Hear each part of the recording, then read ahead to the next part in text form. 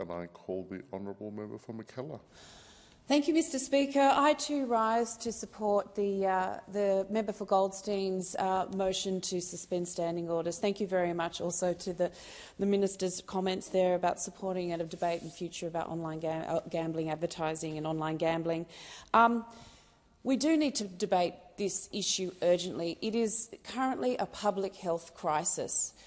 The gambling advertising is all-pervasive and there's no escaping it. And it's got to a point where it's causing an enormous amount of harm, not only to current generations, but it will to future generations too, because we know our children are being exposed to gambling advertising constantly, online, on TV and on radio. So if we don't act now, we have a huge problem coming ahead of us. Yes, it can be the occasional bit of fun for adults, but for many it is actually a destructive lifetime addiction. There's family breakdown, there's domestic violence, it can cause crime, it can cause bankruptcy, it can cause so much harm and, of course, mental ill health that we do need to act now. We can no longer stand by while we allow this toxic environment to flourish. I wanted to tell a little story just very briefly. My husband was a Brumby back in the 1990s. Back then it was it seemed more of a wholesome game. There was families, there were children, they were sponsored by Canberra Milk.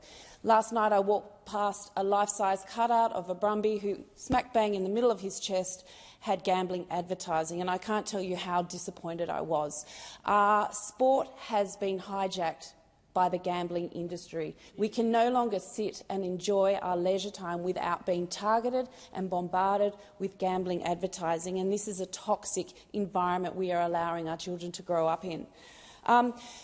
Worse than that is the online targeting, the individual targeting of our children with gambling advertised. Their information is mined, it is harvested, they are labelled and they are individually targeted. Young boys in particular are targeted with gambling advertising. What this means for them in the future, I can only wonder. They are preyed upon. It is now a public health crisis. We need to be building healthy environments for our children, both in the real world physically, while we watch TV or we play sport, or online. We know that our communities are begging us to act. They are begging us to lead on this. 70% of the public wants to ban completely gambling advertising from TV. We did it with smoking, and now we need to do it with gambling. They are both addictive, harmful products. We need to be world leaders in gambling restrictions and building that an environment where our children can flourish again. Thank you.